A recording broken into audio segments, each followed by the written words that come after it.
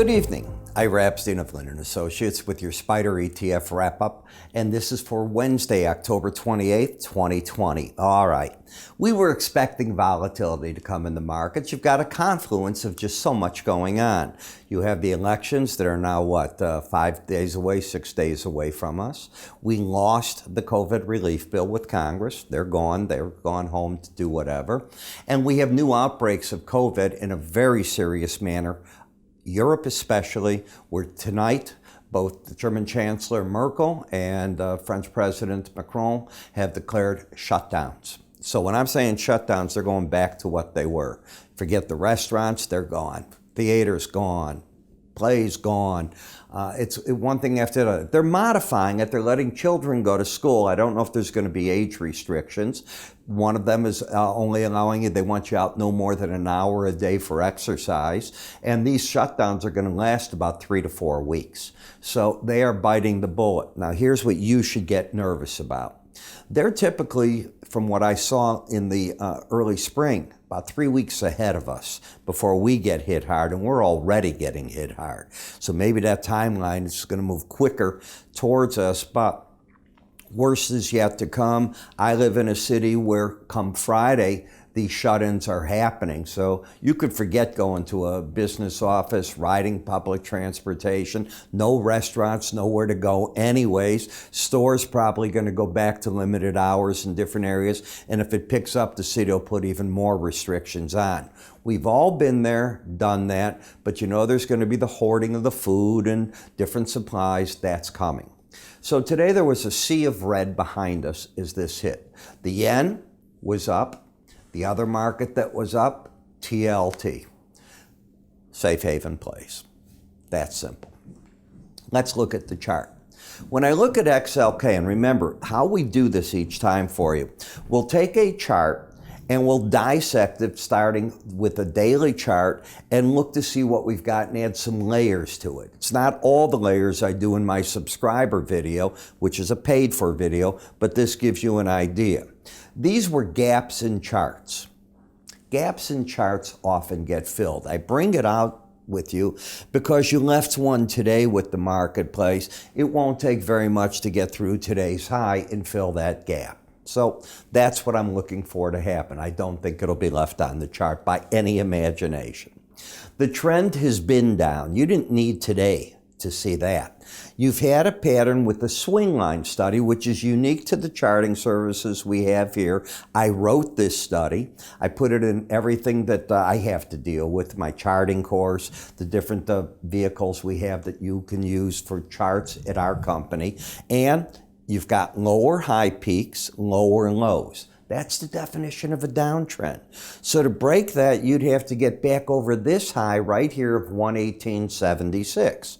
And the market is accelerating to the downside. Now the new number to get through is 116.94. It moves with the market. When you take it out, which will happen if it's under this current pattern, that negates the bear trend. It doesn't start a bull trend. A bull trend needs higher lows, higher highs. You certainly don't have that.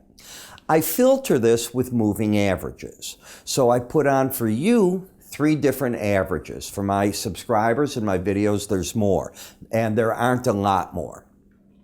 The 200-day, the 100, and the 18-day moving average of closes.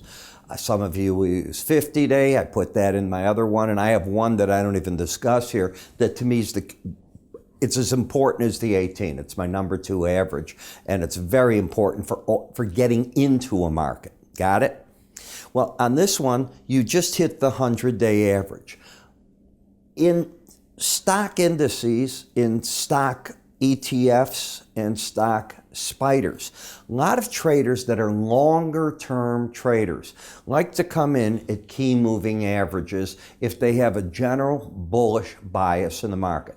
I am not of that school. If you're going to do that, use a weekly chart instead of a daily chart with it. That's my own thinking. Doesn't mean I'm right on it. But that to me is a possible support zone. The better support zone comes from Bollinger Bands. Markets will trade within the Bollinger Band algorithm 95% of the time. One of the ways to think about it, the first time you get up to it, it's going to offer you resistance. First time you get down, support. You had that support, you bounced away, now you're challenging it again. You only stay out of the band 5% of the time. The algorithm will adjust to make sure that is occurring. Therefore, I'm looking at that as support and resistance points, and it also tells me when I'm outside of the band, I'm getting a bit excessive. There's nothing wrong with getting excessive, but it's telling me what I'm doing. I teach to never go and buy over a Bollinger Band and to never sell under one. That's my teachings. Next, what else do I look at? Well, since I don't want to sell under it and I'm into this area, I'm in something of a support. If the market were to go into a further collapse, I would expect that those same traders that look at the 100-day average, the long term, would be salivating that they can come in at the 200-day average. Okay, it's not my style, but I get what they're doing. Again, trend down, bias down, little bit excessive, and then I look at the momentum is created by the slow stochastic study. Now, I like slow stochastics better than relative strength, MACD, but everybody's got their own reasons for what they like. In looking at it, anytime you get a number under 30, either one of them, you're oversold. This can change where the market does something called embedded, which means locking in, and on the bear side, both numbers have to be going sideways under 20 for several days in a row. You don't have that. So I have an oversold condition that's into something of a support zone. That's all it is. Support does not mean that you're going long. It's into a support area, and that's all. It can slip even further. When I come and look at SMH, same thing, but now there's a little difference here. What do I teach you on the first time you hit a lower Bollinger Band?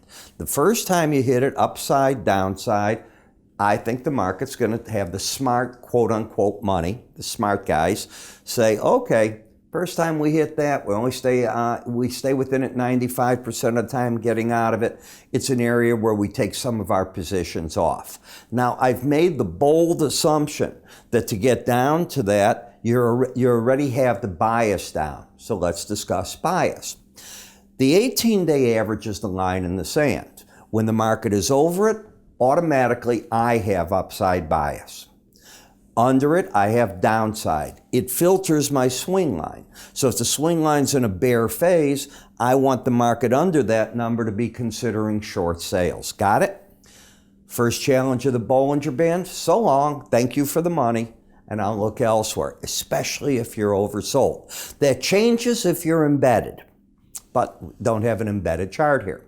We've got the XLI. So yesterday, you came down to this number. I think the pros took money off the table there. Now you're extending that with this. I still think the pros aren't buying, but the longer term people, those people that are just get married to long-term averages and want to own markets that they, quote unquote, know the market's going to recover later, that this is just temporary, they look at those averages. So just understand what they're doing. It's very important. I'd rather look at a weekly chart with the longer term averages than the daily. Do we understand that? On this chart, I use it to say, okay, I can see another level of support, maybe another one at 71.94, but I'm bearish. I have nothing to say on the energy. Why? The pattern is one of a higher high and a lower low. To me, that's not a trend. If I can't see the market having a trend with my bias, my momentum, and my swing line, why am I involved? So I walk away from those charts. Don't have to be involved in every market. QQQ, let's take a look through yesterday. Trend has been down. You had an outside day down 2 days ago, closed under the 18-day average. I think the bears are going to defend their position at the 18, looking for the potential to get down to the lower Bollinger Band and very possibly even the 100-day. They're fairly close together. Momentum pointing down, not yet oversold. Any reading under 30, I'm in oversold territory. You hit that today. So what do I think? I think the smart money took money off the table today. If they could have a trailing stop, do whatever. But if they were sitting with me and paying me an hourly fee to consult with them, and I do that, I would say, no, you've got to be doing it this way for this and this reason. On the EFA, the emerging markets. So we had been in a downtrend. The market went down to the 100-day and the lower Bollinger Band into a major support zone, trend down, profit-taking area, market getting oversold. It extends further. This was yesterday. Today, it really gets hit. This is where I think those traders, that remember we talk about those salivating guys that want to own this 200-day average, that's where I think they bought it. I also made a statement to you yesterday. There's two trades that traders seem to have gotten married to since the summer. The emerging markets, they wanted to own this, and the euro currency. Well, they're at this point not doing very good in either of them, and you can see how they've both come down. The way that I review charts with you, it's nice that it extended. Is there any reason to be long? None. That doesn't mean these people won't be right. It's a different methodology.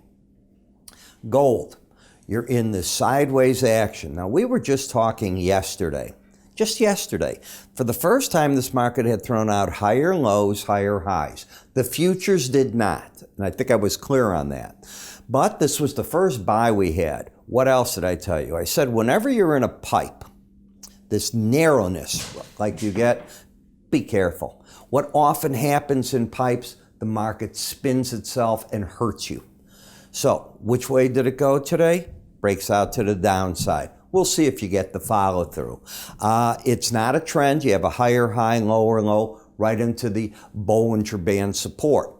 Gold miners have been in a downtrend. Now, I made a comment yesterday that I was going to be concerned because you could get a crossover here where the 18-day average gets under the 100. It happened and you made a new low. You've already hit what it's supposed to do. It's supposed to make a new low on the chart when that happens, and that doesn't mean a contract low, a new low for the move, and if it was a bullish one, a new move for the high. You're there, you're at the lower Bollinger Band. I think the pros are covering, but I think they're mindful of this, and this is going to offer a lot of resistance and problems on the way back up.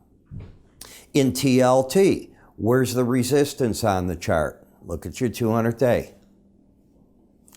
It's clear. On the way down, it was support. Do you disagree with me on that? Market came down, fought a battle. Then the market falls back, gets under that, and stays under it. Okay, which tells me flip it. That means the first challenge of it on the upside should be a resistance point. And that's pretty much what you're doing at this point in time. So we're over the 100-day average. We're not in a trend. You have a lower low and a higher high. I don't see anything in the chart. Euro currency went into a sell mode. Lower highs, lower lows. I would expect to see the bears defend the 110.88. What number would scare them out of their position? Well, in my opinion, getting over 111.37. That is your most recent high. What's the downside target for the market? The lower Bollinger Band. Momentum down, bias down, trend down. Put it all together, you get a game plan. And one of the plans, and I know you like them, is you like these spiders. A lot of people like them. They're comfortable. They can always be long instead of short. I'll say short. There are inverse spiders. You do know that. So you can always be long something and you don't have, in theory, I think it's nonsense, unlimited risk. You're always got risk. On the weekends, is that you keep hearing me talking, I cover for you my weekend video. Put it out on Saturday, and it's only weekly charts. It's for the longer term trader. It's all part of this subscription. So on that, we're going to cover the weekly charts, what I see going on.